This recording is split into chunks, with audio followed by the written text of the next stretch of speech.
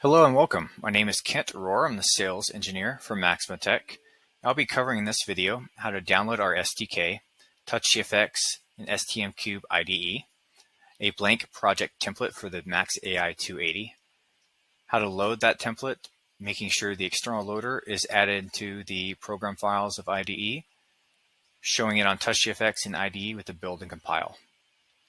Some files are necessary is downloading and installing TouchGFX, STM3 IDE, and the blank project template. So if you go to maxmatech.com, products, CAN bus products, scroll down to the maxAI 280 for this video,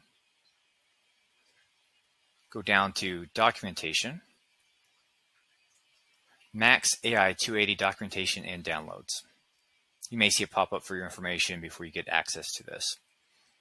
Then scroll down to downloads, and you'll be clicking on the first two links here to download these applications. And then this third link will download a zip file, which you will make sure you need to unzip and save without any kind of spaces within the naming nomenclature of the file or the file system set that you're actually putting it into. Any kind of spaces can cause some compile and build issues later on.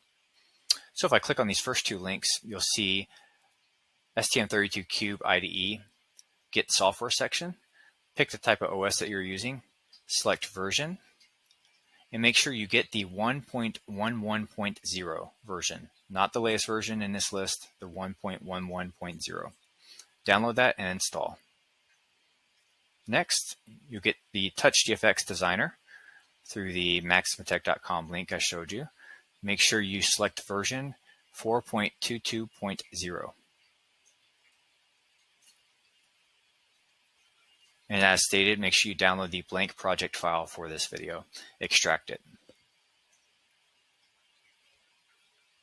Next, you can go to your file system on your computer. And you're going to look at the maxAI 280 blank template that you downloaded, which will look like this once you extracted it.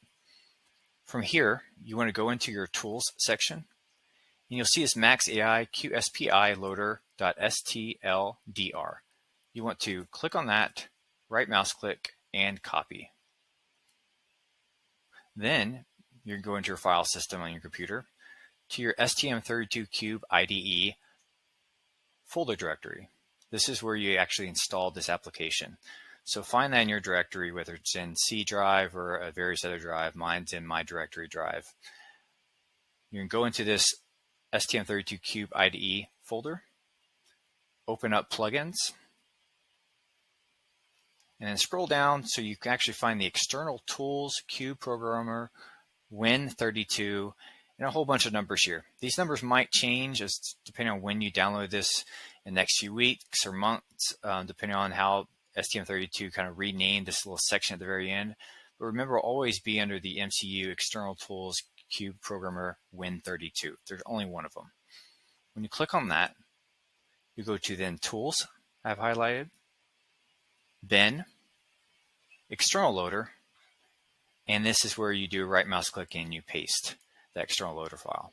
Once you do that, the maxAI external loader is now in the program files of the actual application of Cube IDE.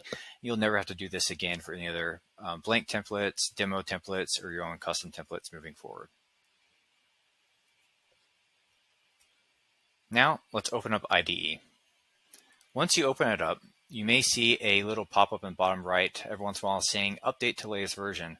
Make sure you don't do that. We're using 1.11.0 at this point. So don't do any updates unless we list that on our site for an update. To open up the blank project template file, you want to go to File, Open Projects from File System. Then click Directory, and find that 280 blank template that you downloaded that's been extracted, and open up just like this. Then hit Select Folder. You'll get a check mark here in just a few seconds as it's inspecting and checking that template. And then you just hit Finish. Now you'll see it sitting here. I'm going to expand it out. I'm going to show you where the Touch GUI application side of this template is located. If I go to the TouchGFX section, scroll down to Target, you'll see a backup, the standard version, backup, and standard. These bottom two are for the 430 version of the templates, and we're just talking about the 280 today. And you don't need to use this backup. Of course, it's labeled backup just in case you have any kind of issues with the other one where you compiled something incorrectly. So you're going to double click on this second one right here. That's going to then open up TouchGFX. And this blank template will look just like this once it finally opens up. So you have one screen in a box, blank template, but it's ready to go for our SDK development. Once you develop anything on this template, a background, a video, toggles, buttons, any kind of integrations, when you're done with all that, you just hit this bottom right generate code button. In other videos, we'll go through all the details of using TouchGFX, adding in different elements, widgets, containers, and so forth. Right now, we're just generating the blank template. You'll get a green and a check in just a few seconds. There you go, generate code, done. From there, let's go back to the IDE. Here in the IDE, I'm going to click at the very top right here, project integration. This is your main folder. I'm just going to hit refresh just to make sure all the files with TouchGFX are in here and connected appropriately. Once it's refreshed, you can go to this little hammer button here, this build, and this is where you can do a debug and release. Debug is very quick. Release is doing the full compile. So let's first do a debug. When I click that, you'll see in the bottom right, building project at 19%, building and complete. Build finish with 0 errors and 0 warnings. If I go into build release, it'll take a little bit longer.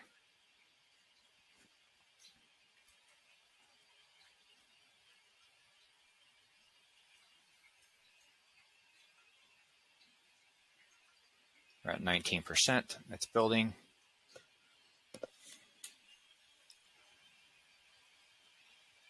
Finish building. Integration.srec is complete. That is the file that you would execute on actual hardware device. 0 errors, 18 warnings. So you'll see here in the target section, all the information that was generated, and that is now complete. Just make sure that if you're ever done working with this project, that you right mouse click the very top here. You do a quick refresh.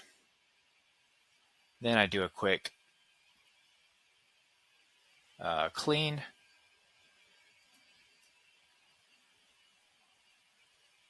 And since there's not a clean, because we did a build of a actual release, now we're going to do a close project. So now it's closed, as you can see, but still you want to go ahead and hit delete. Don't check this, so you actually delete all the files and you remove it. Always keep one project open or closed on here at a time.